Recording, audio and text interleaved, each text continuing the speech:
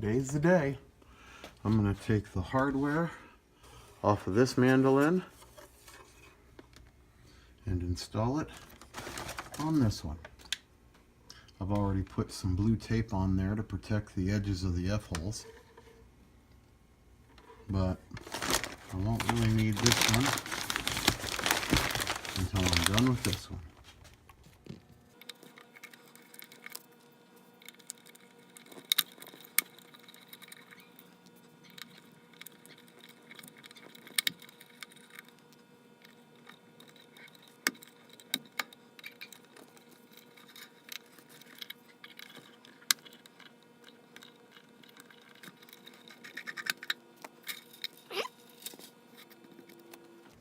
Just took off the tail piece and discovered this blemish. They had it strategically hidden under the tail piece. I have no idea what it's... Look at that. That should not be there. Really?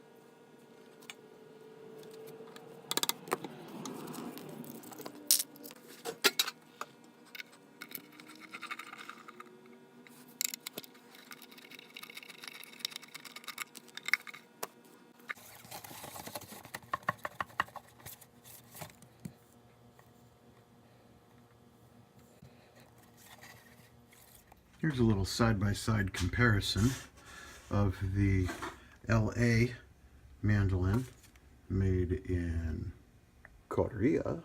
Hello, there we go. And the Rogue mandolin made in China. Well, I can't really see it. There you go.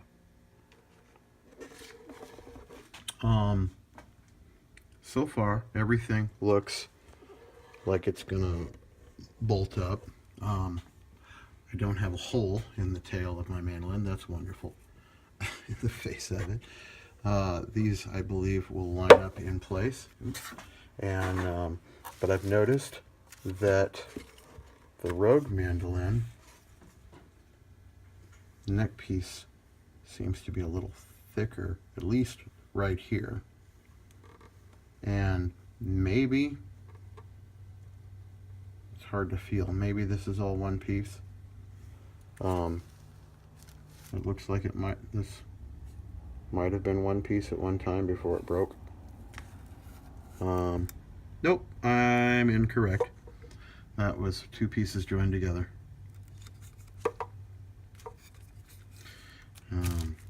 I'm sure they're both put together by the dowel. But the nice thing about this is, aside from that little hole right there, this body is in really good shape. So I'll be hanging on to this body for another project in the future. Let's see about getting parts onto this mandolin.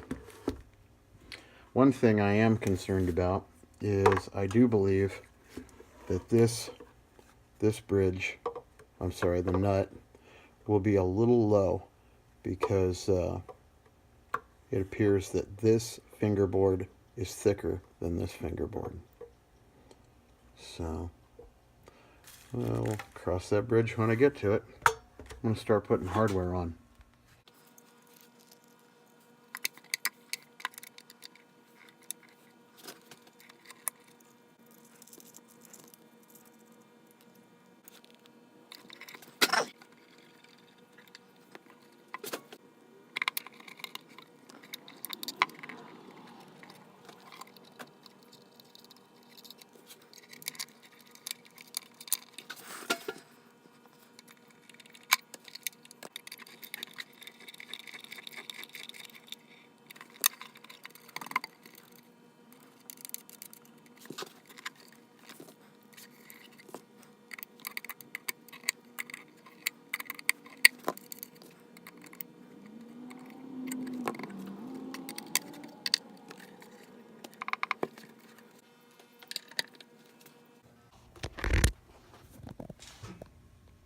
And that's nice. It looks like the holes line up really well.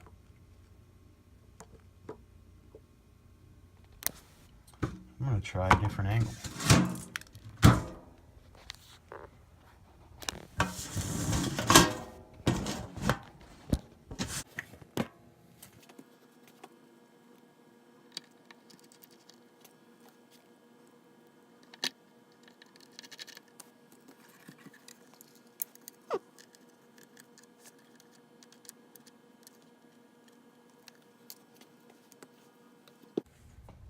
I ran into a bit of a snag. The bushings or ferrules that came with the other instrument, well, the entire tuning holes were much larger. So I have some of these from another project I worked on. They'll slide right in. They're the appropriate size. This one needs a little attention, but okay then. They are, there we go.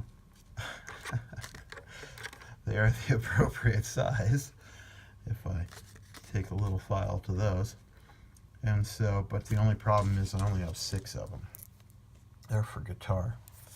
So I will put in 6 of them in those locations, leave these 2 open, and between now and Christmas, purchase myself more of these so that I can replace them completely. But that way I can string this up and not have to worry about this getting damaged too much. But it also means when I tune it up, I'm going to tune it up a whole step or more down so that it'll hold a tune, but it won't put a lot of torque on these tuning stems here.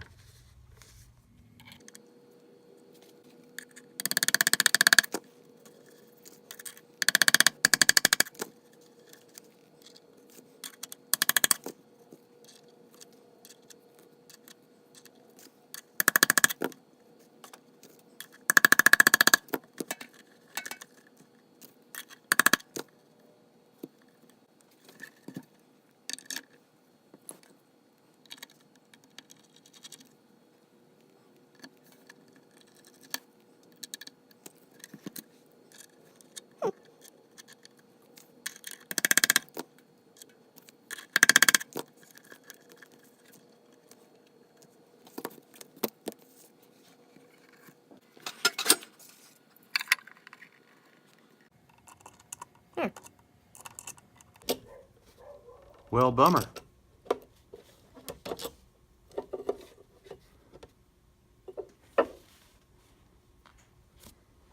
Those screws are too big. Those screw holes are too big for these tiny screws. All right. Let's see what I got. I've seen some of these tricks that have been quite successful on some of the StewMac trade secrets. So, going to see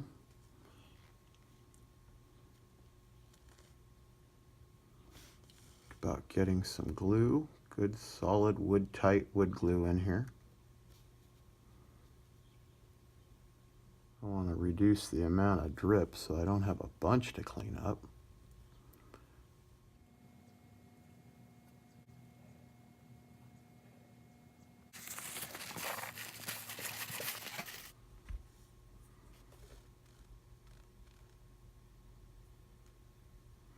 Let's take a toothpick in and break it off.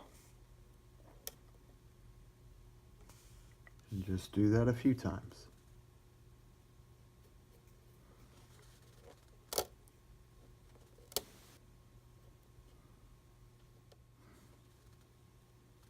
And if this is successful,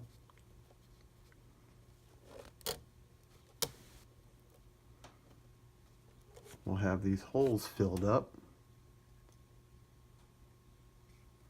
quite nicely.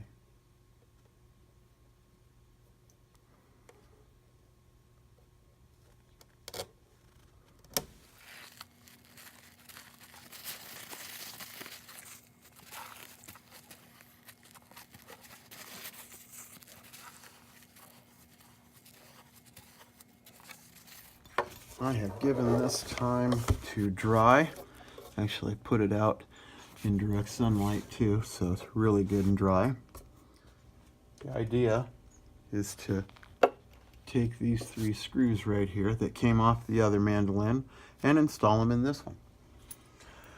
Hopefully, we'll be successful.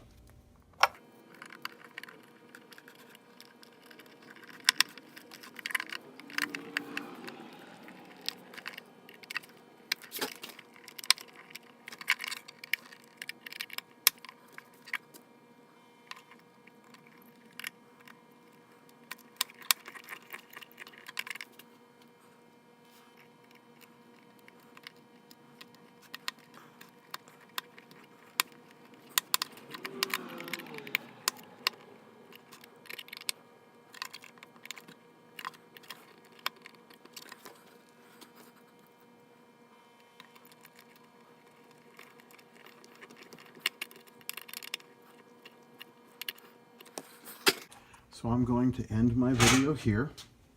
The final thing I have to do is to fit a new nut on the end of this, get some new ferrules for my tuning keys. I'm going to initially reuse these strings, but of course I'll buy new ones. And I just discovered something I wasn't aware of. One, this bridge is crooked. It's thinner on this side than that side. And I just discovered a crack. So I'll probably be purchasing a new bridge or seeing what I have. And one of the things I'll also be doing is mating this bridge to this instrument. You can see it doesn't actually fit. The feet don't settle on either side. So I'm going to leave those for a future video. Thanks for watching this one.